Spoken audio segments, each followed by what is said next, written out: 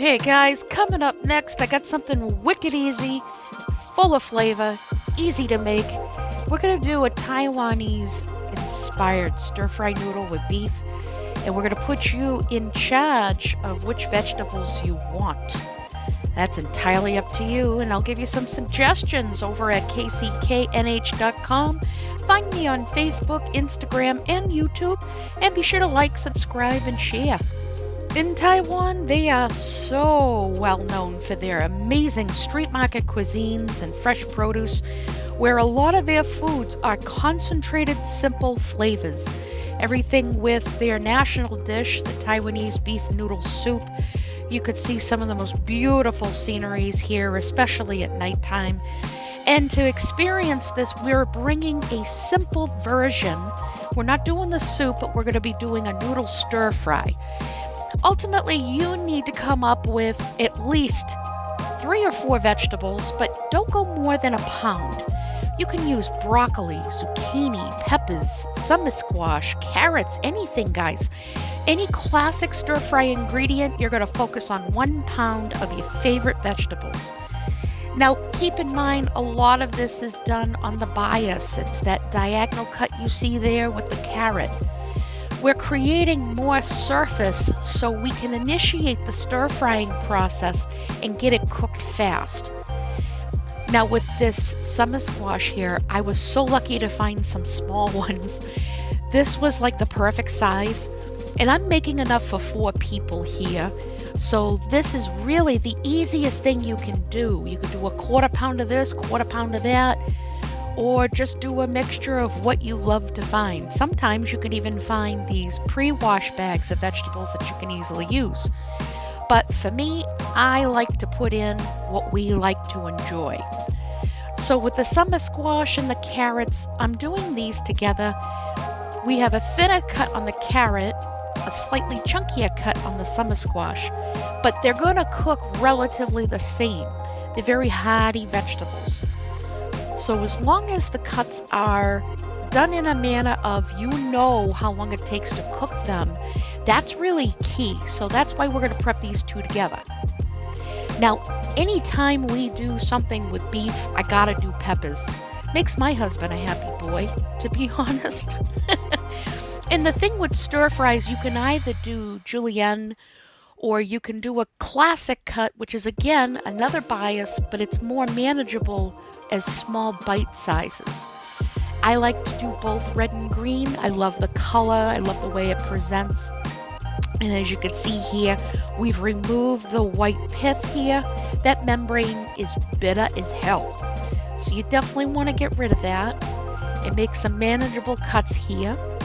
Now you don't have to do bias cut on the peppers. If you want to do simple, straight and forward, go for it. I'm in that groove of bias cuts. So I have my pound of vegetables here all prepped.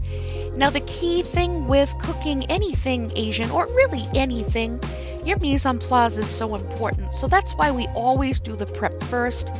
And because I know certain ingredients are going to cook together with another, I'm setting everything up as such.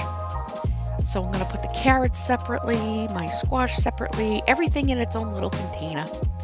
You don't have to do the small containers. I do it because it's creature of habit. What I do in a restaurant, I do at home. Now your noodles are choice. You want to par cook them. You do not want to cook them fully because we do need to do a stir fry. I have some Taiwanese medium noodles there that are par cooking. And into a pan with a little bit of a neutral oil, salt and white pepper. I'm going to cook off my peppers.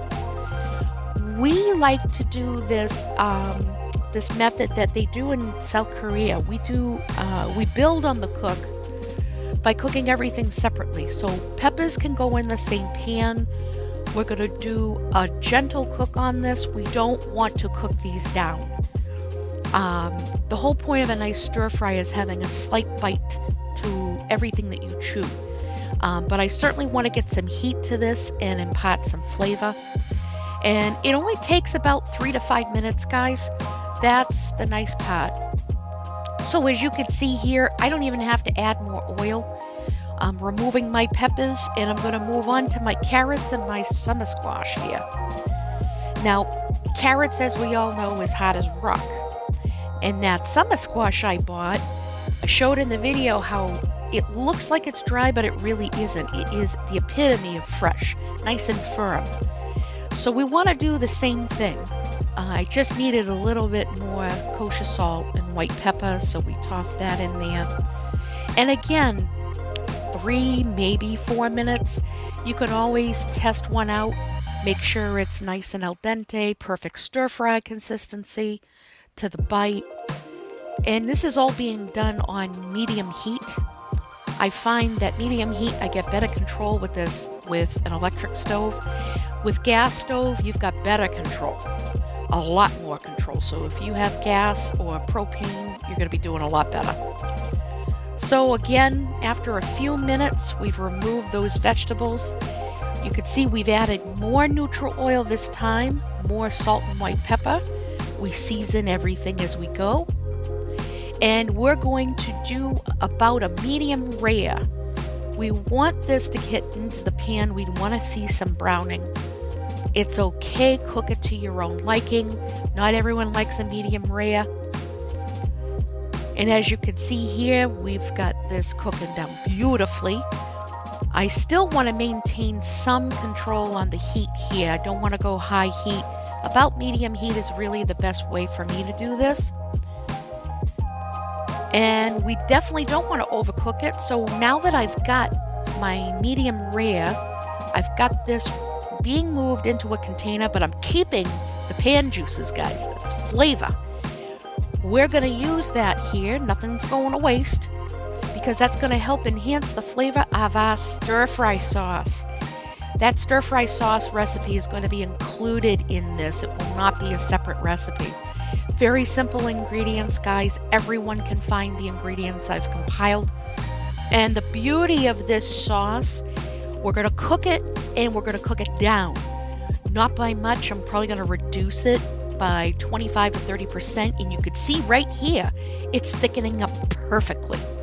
At this stage, if I'm stirring this and I can see it streaking, we're good. So now we can add our pot cooked noodles.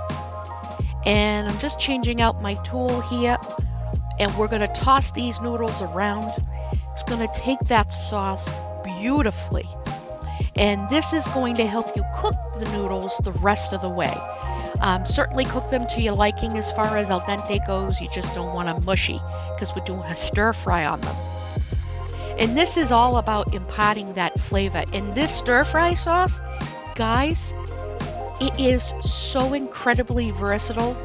You can use this on rice. You can do it with potatoes. You can do it to your heart's desire. And as the end comes near, we're taking a look at the final result. We've added everything to our bowl. We've hit it even more with a little bit of seasoning. And the beauty of this, I had some of the marinade left over, the stir-fry sauce, and I just drizzled it on top of that steak. As always, I thank you so much for joining me. Please be sure to like, subscribe, and share. And of course, if you need my help, you know where you can find me. Have a good one, guys. Happy cooking.